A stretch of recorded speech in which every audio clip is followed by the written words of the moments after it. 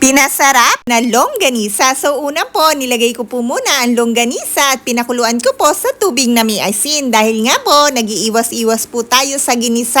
Paminsan-minsan lang po tayo nagigisa at kumakain ng pirito para po healthy way ang pagluluto. So after po ng mga ilang minuto ay kumulo na po at lumambot na po ang longganisa. Kaya naman po ang ginawa ko po dyan ay ginupit-gupit ko po para maluto po ng maigi yung loob ng mga longganisa. So habang pinakukuluan ko po siya ay tinutusok-tusok ko rin po yung loob para po malutong maigi yung loob po ng mga longganisa na yan. Then tinakpan ko po ulit pagkatapos po ng mga ilang minuto ay hinalo ko lang po at chinek ko po kung luto na po yung loob niya. So para po sa akin ay hindi pa po ako satisfied kaya naman po niluto ko pa po yan ng konti at tinakpan ulit. Pagkatapos naman po ng maluto ng konti ay ini-add ko na po dyan yung carrots na isa pa rin po sa magpapasarap at bukod pa nga po doon healthy po ang carrots. At nag-add na rin po ako ng water. Pagkatapos naman po ng kumukulo na, ina-add ko na po ang mga broccoli na healthy at para po sa akin ay napakasarap at napakalinamnam. Pinakuluan ko lang po yan ng konti at nang kumukulo na nga po ay nilagay ko na rin po dyan yung mga cabbage na kulay violet.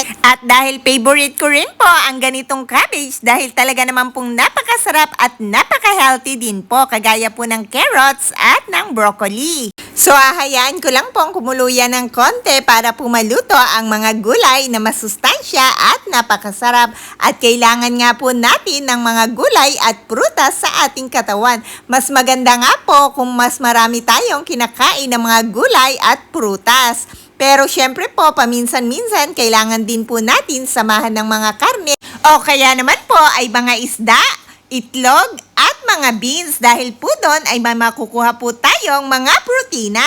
So yung ganito pong luto ay para sa akin ay napakasarap at napakalilamnam. Bukod pa nga po doon ay marami akong makukuhang vitamins and minerals. Dahil nga po ang makakulay na mga gulay at prutas ay marami pong vitamins and minerals. Kaya naman po pinipilit ko po laging kumain na may kasamang gulay at prutas. Dahil po yung mga gulay at prutas, iyan po ang magpapahaba ng ating buhay at hindi po tayo kasi magiging sakitin. Dahil napakayaman po nila sa vitamins and minerals na nakakatulong para tayo po ay lumakas at nagbibigay ng energy at ng mga pangangailangan ng ating katawan para po lumakas ang ating mga immune system. Dahil kung madalas po tayong kumakain palagi at kasama sa ating daily na pagkain ang mga gulay at prutas ay talaga naman po palalakasin po ang ating mga katawan at ang ating mga immune system at malalabanan po kung ano-ano mang sakit na dadapo sa ating katawan. At para naman po sa mga may sakit na ay makakaiwas po na hindi lalala ang mga sakit. Kaya po talagang napaka-importante ng mga gulay at prutas sa ating katawan dahil pinoprotektahan po tayo ng mga yan sa napakaraming sakit. Dahil po nababawasan ang mga inflammation natin sa katawan.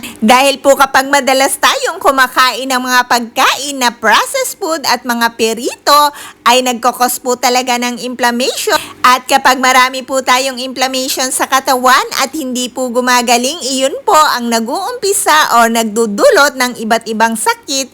Kaya naman po, ugaliin po natin kumain palagi ng gulay at prutas para po makaiwas tayo sa napakaraming sakit at mga inflammation.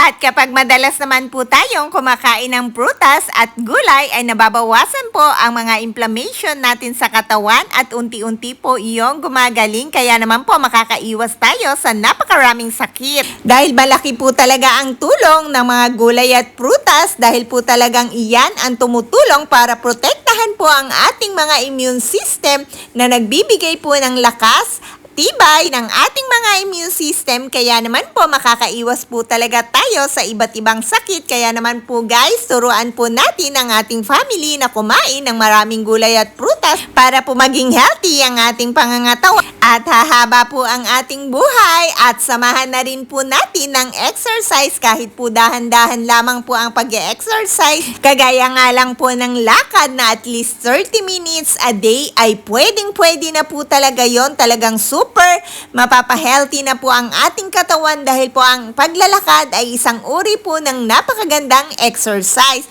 Plus kung kakain nga po kayo ng mga ganitong healthy pagkain ay talaga namang pong lalakas at titibay ang inyong katawan. So sana po guys ay nagustuhan nyo ang recipe ko for today at sana nga rin po ay makakain tayo ng mga masustansyang pagkain at mabalance po natin ang ating mga kinakain. Stay healthy po tayong lahat. Thanks for watching!